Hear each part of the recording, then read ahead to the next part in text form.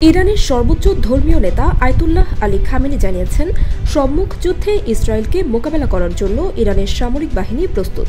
এই ক্ষেত্রে ইসরায়েলের প্রতি কোনো দয়া প্রদর্শন করা হবে না বলেও উল্লেখ করেছেন তিনি। শুক্রবার সামাজিক যোগাযোগ মাধ্যম এক্সে বেশ কয়েকটি বার্তা এবং একটি ভিডিও পোস্ট করেন খামেনি। এক্স বার্তায় তিনি বলেন, ইরানে হামলা করে জায়নবাদী শাসক গোষ্ঠী একটি বড় ভুল, গুরুতর অপরাধ এবং চরম বেপরোয়া আচরণ করেছে। আল্লাহর কসম, এই হামলার ফলাফল হবে গুরুতর এবং জায়নবাদী শাসক গোষ্ঠী ধ্বংস হয়ে যাবে। জায়নবাদীদের হামলায় ইরানে যারা নিহত হয়েছেন তাদের রক্ত ইরানের জনগণ বৃথা যেতে দেবে না। নিজেদের আকাশসীমায় অনুপ্রবেশও সহ্য করবে না। আমাদের সশস্ত্র বাহিনীর সদস্যরা প্রস্তুত, দেশের সর্বস্তরের মানুষ তাদের পাশে আছেন। গত ১৩ জুন শুক্রবার ভোর ৪টার দিকে ইরানের রাজধানী তেহরান সহ অন্তত ৮টি শহরে বড় ধরনের বিমান হামলা করে ইসরায়েলের বিমান বাহিনী। এতে নিহত হয়েছেন অন্তত ৭৮ জন এবং আহত হয়েছেন আরও প্রায় ৩০০।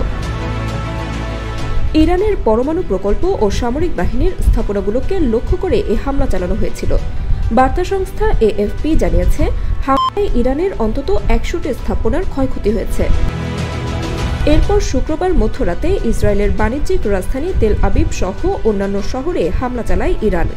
এতে আহত হয়েছেন অন্তত অর্ধশত ইসরায়েলি, নিহত হয়েছেন এক ইসরায়েলি নারী।